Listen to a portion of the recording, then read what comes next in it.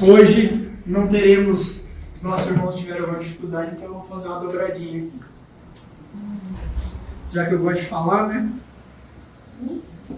Tem alguém vindo pela primeira vez? Nossa, a Márcia pediu aqui.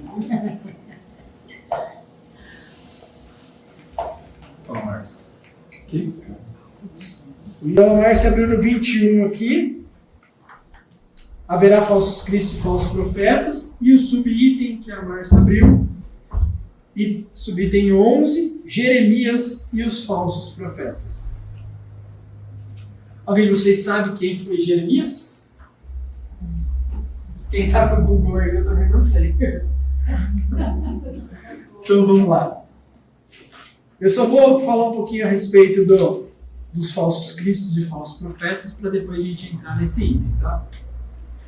Então, haverá falsos cristos e falsos profetas. Quem eram os cristos e os profetas? Cristos vem de Christos, que era ungido. Então, na época de Jesus, e muito antes, né, eles haviam os irmãos que já professavam ali a sua crença. E muitos deles, né, vamos parar para pensar naqueles que constituíram ali o Antigo Testamento, eles eram inspirados, né, com certeza por Deus, pelos espíritos amigos, né?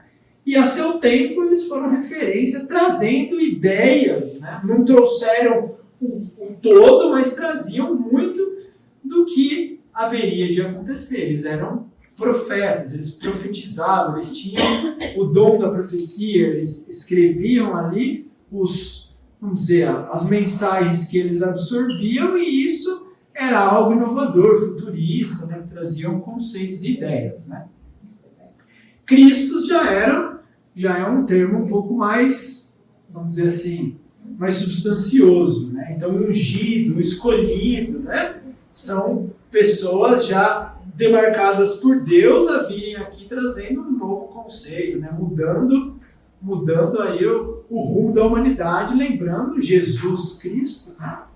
Ele foi o escolhido, o ungido, e ele separou o tempo, né? Antes e depois de Jesus, para a gente ter uma ideia. Antes e depois de Cristo. Então, Jesus era lá nas tradições dos irmãos dos hebreus, que se tornaram israelitas, judeus, né? O Antigo Testamento, Jesus era esse Messias que foi profetizado pelos antigos profetas, que veio se fazer cumprir essas profecias. Então, Jesus ele veio trazer uma nova proposta, e ele fala: eu não vim destruir a lei, somente vim dar um complemento, complementá-la, né? Ele veio dar um novo sentido às coisas que estavam acontecendo e eram entendidas. Então, aqui eles dizem que haverão falsos cristos e falsos profetas. Então, se a gente pegar esse sentido de profeta, de enviados de Deus para ajudar a humanidade, Cristos também sendo essas pessoas, né, mais do que especiais, esses espíritos de escola, como diz, espíritos de grandeza, que reencarnam na Terra para nos orientar, para dar uma elevada no nível, né, para subir o sarrafo do planeta Terra. Então, esses espíritos eles deveriam, né, trazer para nós mensagens de amor, de caridade, positividade, mensagens de desenvolvimento, né? Porém, nem todos assim o são, né? Por isso que se diz que conhece-se a árvore pelo seu fruto. O que é o fruto da árvore? Não é a produção da árvore. Uma árvore que ela está mal cuidada, ou que ela não é uma boa árvore, ela produz frutos. Ela pode até produzir. Vamos pegar um pé de laranja lá, ele está tudo com ferrugem. Como é que são as laranjas? Doentes, né? A árvore está seca, esturricada, ela vai conseguir produzir um fruto? Não, porque ela não tem nem para ela, como é que ela vai produzir para o outro?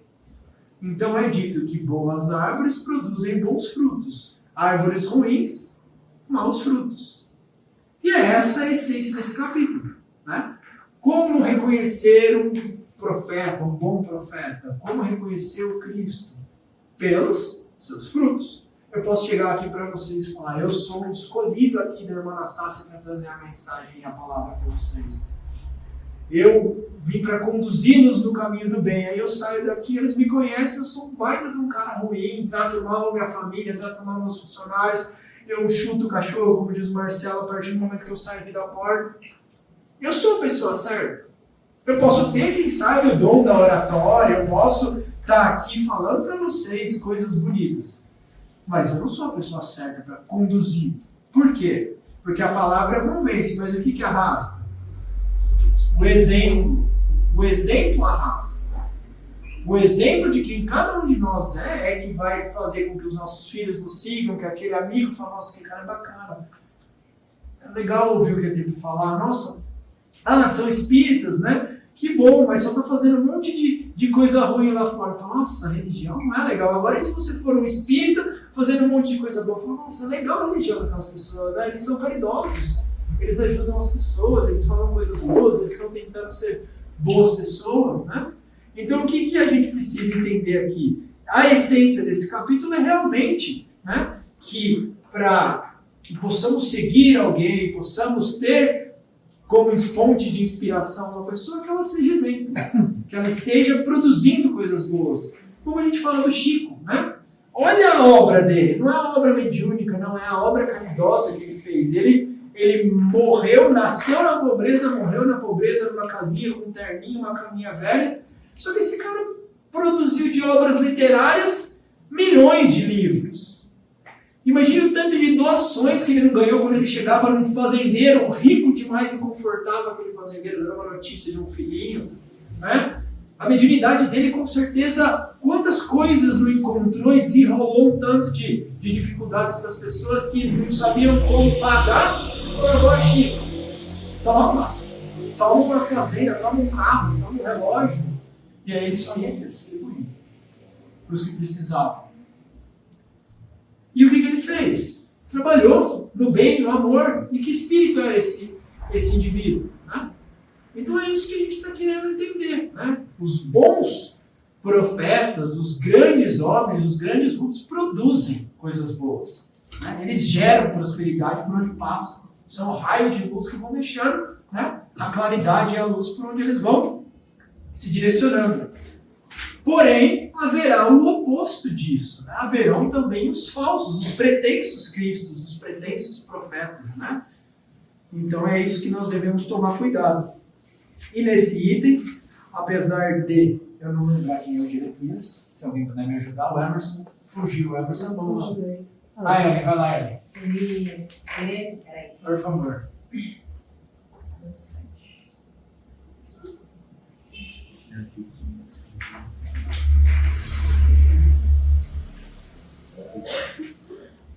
Jeremias é um dos profetas encontrados na Bíblia hebraica, que corresponde ao Antigo Testamento da Bíblia cristã.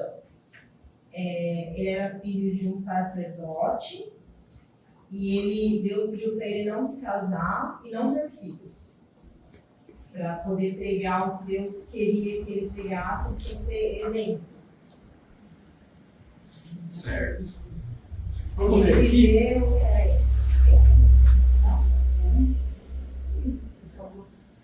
Ele viveu 650 a 580 a.C. Antes de Cristo, né? Então, o profeta Jeremias, e aqui ele vai trazer: eis o que diz o Senhor dos Exércitos. Não, lembrando, né? Olha muitas vezes como que era a visão, né? Senhor dos Exércitos. Eles acreditavam, muitos deles, isso é uma curiosidade, né? Acreditavam que o Messias ele iria embanhando sua espada de fogo, descendo as carruagens do céu, para fazer com que o povo judeu se colocasse no lugar prometido. Né? Eles acreditavam que Jesus muitas vezes ia vir para realmente devastar os inimigos dos judeus e colocá-los numa posição ali privilegiada ante os demais. Né? Então Jesus não veio para ser o Senhor dos Exércitos. Né? Jesus veio para ser o médico das almas, né? o Senhor do amor. Né? Então ele chegou para Pedro e falou: Pedro, guarde, né, a sua espada, porque aquele que matar pela espada, perecerá pela espada. Então, olha a visão distorcida que muitas vezes se tinham das profecias, né? Então, Judas, muitos dizem que Judas, quando ele coloca Jesus ali naquela situação de ser preso, né? Ele queria que o Messias, ele meio que forçou a amizade ali para Jesus mostrar quem ele era. Falou, viu, Senhor, com esse poder que você tem, né? A hora que ele for preso, a hora que ele for ser ali encurralado pelos guardas, ele vai mostrar a sua magnitude e vai dar sequência aí no que a profecia ela pede, né? Então era uma visão de uma grande parte daquele povo entendendo que eles realmente tinham essa parte de guerra, né? Então o Senhor dos Exércitos, eis o que diz o Senhor dos Exércitos: não ouçais as palavras dos profetas que vos profetizam, eles vos enganam. Eles vos relatam a visão do seu coração e não o que ouviram da boca do Senhor. Dizem àquele que me blasfema: o Senhor falou, a paz estará convosco. E a todos os que caminham na corrupção do seu coração, não vos acontecerá nenhum mal. Então, está falando de pessoas, né, que vão estar aí nos iludindo, né, que vão estar falando coisas que não são verdadeiras, né? Então, ele coloca aqui, dizem aqueles que blasfemam, né? O Senhor falou, a paz estará convosco. Então, estão falando um monte de coisa bonita, mas no fundo está querendo dar um tunga, né? Mas quem entre eles assistiu aos conselhos do Senhor? Quem viu e ouviu o que ele disse? Eu não enviei esses profetas, mas eles correram por si mesmos. Eu não lhes falei, mas eles profetizaram de sua cabeça. Eu ouvi o que dizem esses profetas que profetizam a mentira em meu nome, dizendo: eu tive um sonho, eu tive um sonho. Até quando haverá essa fantasia no coração dos profetas que profetizam a mentira e cujas profecias não são senão as seduções de seu coração? E quando esse povo, ou um profeta, ou um sacerdote, perguntar-vos: qual é o fardo do Senhor? Vós lhe direis: sois vós mesmo o fardo. E eu vos lançarei bem longe de mim, disse o Senhor. Então, essa é uma passagem de Jeremias, capítulo 23. É sobre essa passagem do profeta Jeremias que eu vou conversar convosco. Vamos ver quem está conversando com a gente. Luiz, Espírito Protetor. É sobre essa passagem do profeta Jeremias que eu vou conversar convosco, meus amigos. Deus, falando de sua boca, disse: é a visão do coração deles que os faz falar. Olha que legal isso. É a visão do coração deles. O que é a visão do coração de cada um? Já pararam para pensar que nós estamos onde está o nosso coração? Nós estamos onde está o nosso tesouro? Né? O que isso quer dizer? O que me motiva? O que me faz vibrar o meu coração? O que eu quero? Se eu quero tomar o dinheiro de vocês, eu vou fazer o que aqui? Falar um monte de palavras que vocês vão ficar emocionados e no final eu vou falar: olha, para que isso aconteça, vocês precisam pagar. Né? Se eu quero pegar uma pessoa, acho que a gente está cheio de exemplos de enganadores, de mistificadores, de pessoas de má fé que brincam, né, que iludem a fé, a fragilidade, a dificuldade dos outros para se fazerem ouvidos, ou suas vontades, seus desejos serem saciados. Nem é isso que ele está falando, né? Isso não é de Deus. Isso sim é aquilo que está motivando aquele indivíduo. Né? O que ele coloca aqui é a visão do coração deles, não aquilo que Deus está esperando deles, que os faz falar. Essas palavras indicam claramente que já naquela época os charlatães e os exaltados abusavam do dom da profecia e o exploravam. Então, há 2.000 mais quantos anos? 2.600 anos atrás? 600 anos de Cristo? Então, há mais de 2.600 anos atrás, já estavam se aproveitando da fé alheia, profetizando aquilo que lhes cabia, né? Aquilo que era deles. Né? Aqui no Espiritismo a gente fala que muito disso é o animismo, né? É quando alguém, uma comunicação, alguma coisa é da própria pessoa, então não é da espiritualidade, né? Essas palavras indicam claramente que naquela época abusavam consequentemente da fé simples e quase cega do povo, predizendo mediante dinheiro coisas boas e agradáveis. Então vamos parar para pensar que hoje existem pessoas iludidas e cegas, né, que seguem aqueles indivíduos de maneira a não questionar. Imaginemos há 2.600 anos atrás. Né? Esse tipo de enganação era muito comum na nação judia.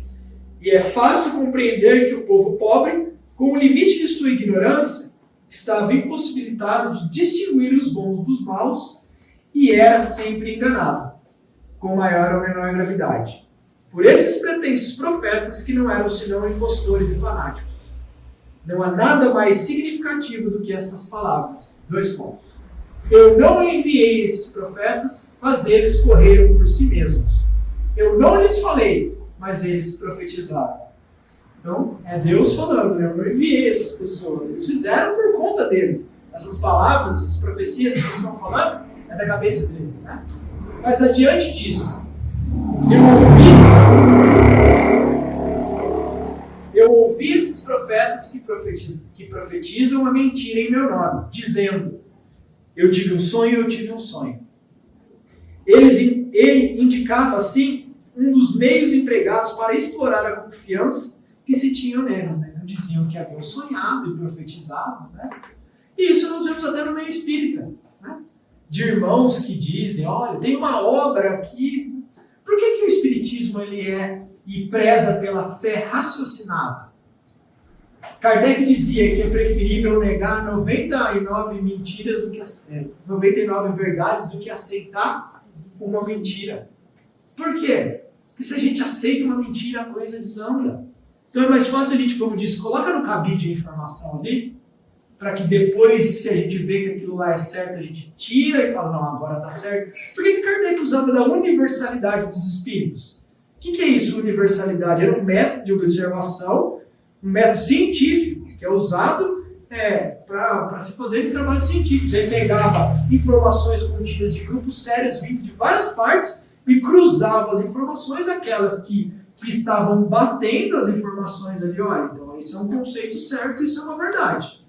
Agora, se tivesse qualquer ponto duvidoso, a gente conversou essa semana, o que ele fazia? Colocava de canto e às vezes jogava a isca lá na revista espírita. Vamos falar de tal assunto na revista espírita. Ah, mulher tem alma? Vocês não fiquem bravos, mas ele perguntou lá porque era um assunto que eles, naquela época, ainda havia discussões. A mulher tem alma. Aí veio um monte de artigo, um monte de pessoas falando, claro que tem, todo mundo falando a mesma língua. Então ali é um ponto pacífico, tudo certo. Mas pode ser que ali no meio da revista espírita hajam informações que não eram corroboradas ali pelo espiritismo. Por quê? Porque a hora que ele publicava alguma coisa ali na revista científica, ele recebia mensagens e informações de médiuns de todas as partes. Lembrando, né, que a primeira versão do Livro dos Espíritos, em 1857, ela tinha 500 perguntas. 3 anos depois, em 1860, a versão que nós temos aqui do Livro dos Espíritos tem mais de 1000 perguntas. Então, o Espiritismo é uma doutrina progressiva também. Nós estamos aí, Kardec falou, se um dia qualquer informação que foi trazida e a ciência vir a desmentir, fique com a ciência. Por quê? Ele deixou aberto. Nós não estamos fechados em dogma. É assim, Kardec disse, os Espíritos disseram. Irmã Anastácia falou, se um dia a irmã Anastácia trouxer uma informação que coerentemente a gente pense que não é certo, nós vamos parar e pensar, vamos se questionar. O Augusto falou lá na frente uma informação que eu não achei legal. Para, pensa, estuda, põe no cabide. Elimina de primeira. Fala, isso aí eu não concordei. Quem sabe depois, amadurecimento, estudando e vendo aquilo, na verdade, eu realmente joga fora aquela informação. E é isso que eles estão falando, né? Depois, aqui. Então usavam-se, eu tive um sonho, olha, eu tive uma comunicação aqui da espiritualidade. Existem mensagens, se eu não me engano, no final do Livro dos Médiuns, que é as mensagens apócrifas, que falam um monte de mensagens que parecem ser belíssimas. Jesus, mas você vai lá lendo com calma e tem uma palavrinha ali que fala, Jesus não escreveria isso. Então nós temos que ponderar, né? E aqui não é porque eu tive um sonho e eu profetizei que é verdade, né? A razão tem que falar alto. E naquela época eles não tinham tanto subsídio para poder... muitos não tinham essa capacidade distinguir o que era certo e o que era errado. Né? A multidão, ele indicava assim um dos meios empregados para explorar a confiança que se tinha neles. A multidão, sempre incrédula, não pensava em contestar a veracidade de seus sonhos ou de suas visões. Achava tudo isso natural e sempre convidava esses profetas a falarem. Depois das palavras do profeta, escutai os sábios conselhos do apóstolo João quando diz. Então, além dessa orientação de Jeremias, né, nós devemos escutar os conselhos do apóstolo João que diz: não acrediteis em qualquer espírito, mas examinai se os espíritos são de Deus. Então lá, João, evangelista, nos traz a orientação. Examinai as mensagens dos espíritos. O que é isso? Nós aqui no Espiritismo, diante de uma comunicação, também temos que examinar se isso é certo ou se é errado. Se a gente tiver dúvida, fica com o pé atrás. Não precisa acreditar em tudo, né? Mas também não precisa desacreditar de tudo. Né? Pois entre os invisíveis também há os que se comprazem em enganar os tolos quando têm oportunidade. Lembra do joguinho da caneta lá, do copinho de girar, né? Podia ser que tivesse um espírito mesmo respondendo as perguntas, mas quem se dignaria a responder perguntas de criança brincando ali, né? Espíritos zombeteiros. Quantos aí já não se passaram por Jesus? Jesus dando uma comunicação. Será que é Jesus mesmo? Como que faz para saber se é Jesus? Tem que analisar. Tem que analisar a mensagem. Os profetas têm que analisar a mensagem do profeta e parar e olhar para o profeta. Falar, o que aquele profeta está produzindo? Será que dá para confiar nele? Porque uma vez se eu não confio nele, eu também não vou confiar 100% na mensagem dele. Mas eu vou ser bem sincero, que existem muitas boas mensagens de indivíduos que a gente não pode confiar. Por quê? Pode ser que o Augusto ali na frente está dando uma boa palestra. Mas eu estou aqui na Terra, né? Então se eu estou aqui na Terra encarnado, eu sou falho, eu sou imperfeito, e com certeza não sou de todo santo. Então, muito possivelmente, alguma coisa dentro daquilo que eu faço ou falo não seja tão correta assim. Por isso, da importância da gente saber pensar, né? Avaliar. Esses enganados são, entenda-se bem, os médiuns, que não tomam as precauções necessárias. Encontra-se aí, incontestavelmente, um dos maiores escolhos contra o qual muitos vêm chocar-se, sobretudo quando são novatos no Espiritismo. Essa é uma prova que eles não podem vencer senão com muita prudência. Aprendei, pois, antes de mais nada, a distinguir os bons e os maus espíritos, para não vos tornar também falsos profetas. Então ele está aqui orientando, de certa forma, também ao trabalho espírita, aos médiuns, aos frequentadores de uma casa, né, que nós devemos também nos manter em guarda, dependendo das comunicações, das manifestações. Então, por isso que é muito importante, né, estudar. A irmã Anastácia, ela nos diz que sem o estudo uma casa espírita não é uma casa. Por quê? Porque nos dá ferramenta para evitar muitos enganos. Né? Então, uma vez que a gente estuda aqui direto, chega um espírito falando um monte de inverdade ou de mistificações, o que nós vamos fazer? Olhar um para o outro e falar, não, isso aqui não está de acordo com a doutrina, não está de acordo com Jesus, não está de acordo com o cristianismo, não está de acordo com a nossa razão. Então a gente tira de lado.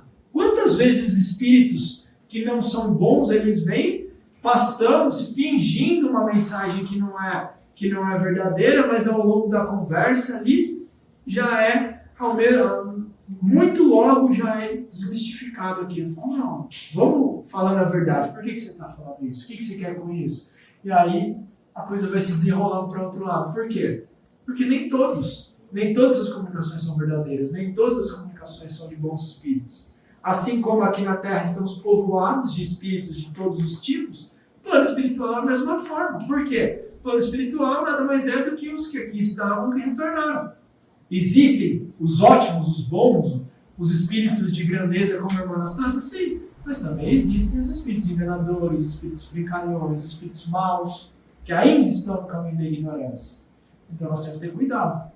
Portanto, o jeito mais claro, prático, a gente observar tudo isso, é realmente submeter essas informações à racionalidade, né? Mas para que a gente possa avaliar, nós temos que ter embasamento, né? Para ter embasamento tem que ter estudo, né? Tem que ter prática. É igual eu leigo, vou chegar para um engenheiro e falar, eu gostaria de questionar o seu cálculo estrutural. Eu falo, mas você sabe o cálculo estrutural do aparelho? Eu falo, não. Mas eu quero contestar a sua conta. Então eu tenho que estudar antes, eu tenho que ir lá e entender do que eu estou falando para poder saber se é certo ou se é errado. E é isso que a gente precisa de instrução, a gente precisa de prática, a gente precisa de pensar nas coisas, não é aceitar tudo de pronto. Se aquilo não caiu legal, reflete, pergunta para alguém, vai se informar, né? Quantos e quantos irmãos já não caíram em enganação, doando a sua casa, doando o seu carro, fazendo coisas por impulso, pela emoção, pela fé, sendo guiadas por irmãos que não estão ali realmente amando de Deus, né? Então é isso que nós não podemos deixar que aconteça. Então esse capítulo ele vem realmente para nos orientar a respeito de falsos cristos, falsos profetas, irmãos aí que ainda não se encontram conduzindo os outros irmãos no caminho do bem, né? Alguém gostaria de trazer alguma opinião, dizer alguma coisa? Se vocês não falarem, eu vou fazer mais um livro.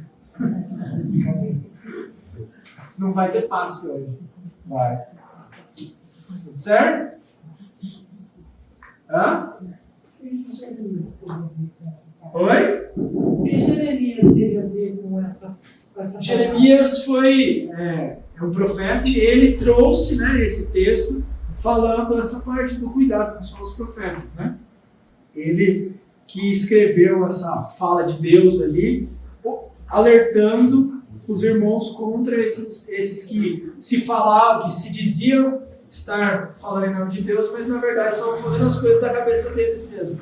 Então vem para mostrar para nós que desde lá no Antigo Testamento já havia orientações e uma preocupação para não se deixar levar pelos falsos profetas. Certo? Mais alguém? E foi no Antigo Testamento, foi no Novo Testamento, é no Espiritismo, em todos os tempos, hoje, vai ser sempre assim, enquanto houver pessoas mal intencionadas, vão ter aqueles que vão estar sendo enganados, né? Então que não sejamos nós, né? Hoje nós temos um pouquinho de base para tentar aí apurar, né? Tentar não cair no conto do vigário, né? Certo, gente? Então, uma continuidade de trabalho de muito amor, muito obrigado pela paciência e que Jesus nos abençoe e fortaleça hoje e sempre. Que assim seja.